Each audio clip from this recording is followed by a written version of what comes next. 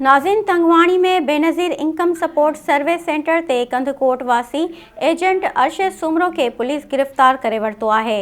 उन हवाले सां वधीक तफ़सीलनि लाइ असां सां टेलीफोन लाइन ते मौजूद आहे तंगवाणी जो रिपोर्टर मोहम्मद अली डहाणी। जी मोहम्मद अली, तफ़सीलनि खां आगाह कजो। जी बिल्कुल, मां तव्हांखे तफ़सील को आगाह कंदो हलां त तंगवाणी में इनकम सपोर्ट सर्विस सेंटर ते पैसनि एवज़ मुस्तहिक औरतुनि खां रिश्वत वठंदे कंदकोट वासी एजेंट अरशद सुमरो पुलिस हथां गिरफ़्तार। ॿिए पासे मुस्तहिक औरतुनि पारां सेंटर इंचार्ज आसिफ़ गोले मथां इल्ज़ाम मणींदे संदसि चवणो हो त आसिफ़ गोलो 1000 खां 2000 रुपयनि ताईं एजेंट ज़रिए पैसा तलब करे रहिया आहिनि। मुस्तहिक औरतुनि रिश्वत वसूल कंदड़ एजेंट मुक़ररु करण जूं दाहूं कंदे चयो त असां खां टोकननि ऐं सर्वे में शामिल करण जो 2 महीननि ताईं तारीख़ूं ॾिना पिया वञनि। एजेंट रिश्वत एवज़ मार्फत सां कार्ड दाख़िल कराए रहिया आहिनि, जेको सरासर मुस्तहिक औरतुनि सां ज़ुल्म आहे। उन्हनि मौक़े ते मुस्तहिक औरतुनि पारां डीसी कशमोर समेत वसवरनि खां मुतालबो कंदे चयो त ख़ुदा बिस्प इंचार्ज आसिफ़ गोले खे हटाए कंहिं ईमानदार ऑफिसर खे मुक़ररु करे असां सां इंसाफ़ कयो वञे।